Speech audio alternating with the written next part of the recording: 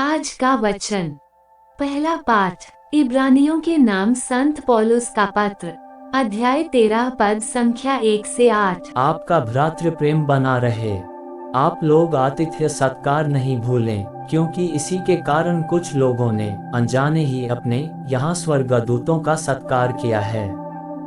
आप बंदियों की इस तरह सुध लेते रहे मानो आप उनके साथ बंदी हो, और जिन पर अत्याचार किया जाता है उनकी भी याद करें, क्योंकि आप पर भी अत्याचार किया जा सकता है। आप लोगों में विवाह सम्मानित और दाम्पत्य जीवन अदूषित हो, क्योंकि ईश्वर लंपटों और व्याभिचारियों का न्याय करेगा। आप लोग धन का लालच न करें। जो आपके पास है उससे संतुष्ट रहें, क्योंकि ईश्वर ने स्वयं कहा है, मैं तुमको नहीं छोड़ूंगा, मैं तुमको कभी नहीं त्यागूंगा। इसलिए हम विश्वस्त होकर ये कह सकते हैं, प्रभु मेरी सहायता करता है। मनुष्य मेरा क्या कर सकता है। आप लोग उन नेताओं की स्मृति कायम रखें जिन्होंने आपको ईश्वर का संदेश सुनाया, और उनके जीवन के परिणाम का मनन करते हुए उनके विश्वास का अनुसरण करें। ईसा मसीह एक रूप रहते हैं, कल, आज और अनंत काल तक। यह प्रभु की वाणी है। सुसमाचार संत मार्कुस, अध्याय 6 पद संख्या 14 से 29। हेरोद ने ईसा की चर्चा सुनी, क्योंकि उनका नाम प्रसिद्ध हो गया था। लोग कहते थे, यूहन्ना बपतिस्ता मृतकों में से जी उठा है, इसलिए वह ये महान चमत्कार दिखा रहा है। कुछ लोग कहते थे, यह एलियस है। कुछ लोग कहते थे, ये पुराने नबियों की तरह कोई नबी है। हेरोद ने ये सब सुनकर कहा, ये यूहन्ना ही है जिसका सिर मैंने कटवाया है और जो जी उठा है। हेरोद ने अपने भाई फिलिप की पत्नी हेरोदियस के कारण यूहन्ना को गिरफ्तार किया और बंदीगृह में बांध रखा था, क्योंकि हेरोद ने हेरोदियस से विवाह किया था और यूहन्ना ने हेरोद से कहा था, अपने भाई की पत्नी को रखना आपके लिए उचित नहीं है। इसी से हेरोदियस यूहन्ना से बैर करती थी और उसे मार डालना चाहती थी, क्योंकि हेरोद यूहन्ना को धर्मात्मा और संत जानकर उस पर श्रद्धा रखता और उसकी रक्षा करता था। हेरोद उसके उपदेश सुनकर बड़े असमंजस में पड़ जाता था, फिर भी वह उसकी बातें सुनना पसंद करता था। हेरोद के जन्मदिवस पर हेरोदियस को एक सुअवसर मिला। उस उत्सव के उपलक्ष्य में हेरोद ने अपने दरबारियों, सेनापतियों और गलीलिया के रईसों को भोज दिया।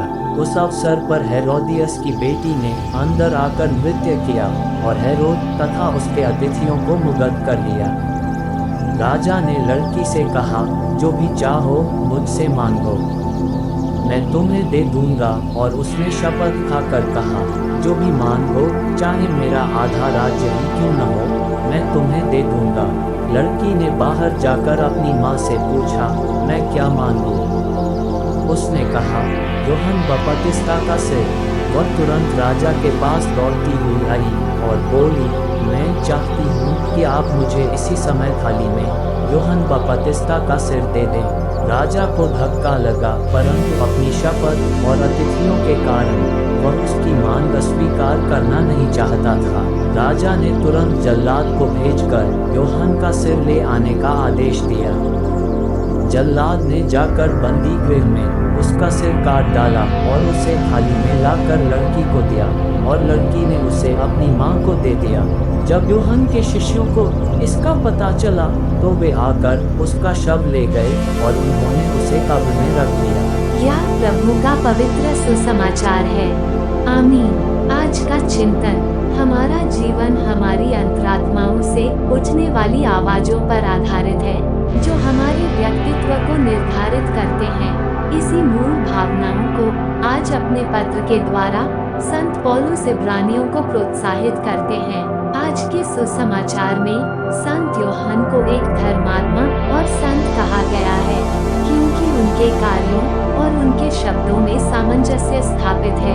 विपत्ति के समय में भी उनका विश्वास डगमगाता नहीं है, क्योंकि उन्हें विश्वास है कि प्रभु उनकी सहायता करता है।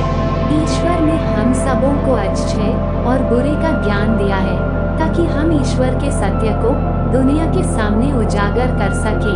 उसी सत्य और न्याय को उजागर करते हुए संत यूहन्ना अपने प्राणों की आहुति दी, यीशु भी उसी कारण क्रूसित हुए। हम भी ईश्वर के द्वारा उनकी सच्चाइयों और सिद्धांतों को प्रकाशित करने के लिए बुलाए जाते हैं, जिसके लिए धर्म और साहस की अति आवश्यकता है।